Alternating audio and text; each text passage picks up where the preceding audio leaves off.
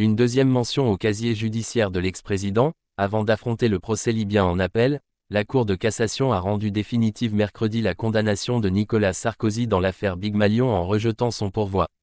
Nicolas Sarkozy prend acte du rejet de son recours comme il l'a toujours fait des décisions rendues à son encontre, ont réagi ses avocats à la Cour Patrice Spinozzi et Emmanuel Pivnica dans un communiqué transmis à l'AFP.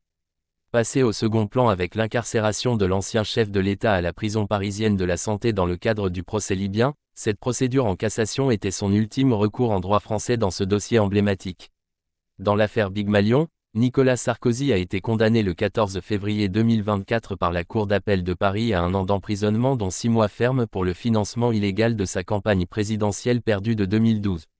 Sa peine en appel, dont la Cour avait ordonné l'aménagement pour la partie ferme, bracelet électronique, semi-liberté, était légèrement inférieure à celle d'1 an d'emprisonnement ferme prononcée en première instance en 2021. La Cour de cassation ayant rejeté les moyens soulevés par son pourvoi, le candidat, le directeur de sa campagne et les 2 directeurs du parti politique qui soutenaient le candidat sont donc définitivement condamnés, a indiqué dans un communiqué la plus haute instance judiciaire de France, qui juge le respect du droit et non le fond des dossiers. Le candidat a personnellement donné son accord à ses collaborateurs pour qu'ils engagent des frais de campagne pour son compte, alors même qu'il savait que ces dépenses conduiraient à dépasser le plafond fixé par la loi, a considéré la Cour de cassation dans sa décision. Nicolas Sarkozy, qui a assisté mercredi soir au Parc des Princes au match de Ligue des Champions PSG-Tottenham aux côtés de la présidente de l'Assemblée nationale Yael Braun-Pivet et du président du club parisien Nasser Al-Khelaifi, sera convoqué dans les prochaines semaines par le juge de l'application des peines pour mettre à exécution sa condamnation.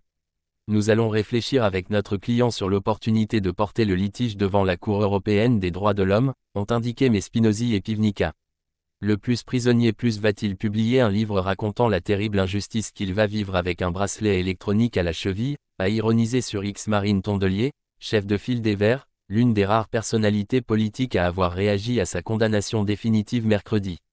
Bracelet électronique. Les investigations ont révélé que, pour masquer l'explosion des dépenses de sa campagne, près de 43 millions d'euros pour un maximum autorisé de 22,5 millions, un système de double facturation avait été mis en place imputant à l'UMP, devenu LR, sous couvert de conventions fictives, une grosse partie du coût des meetings.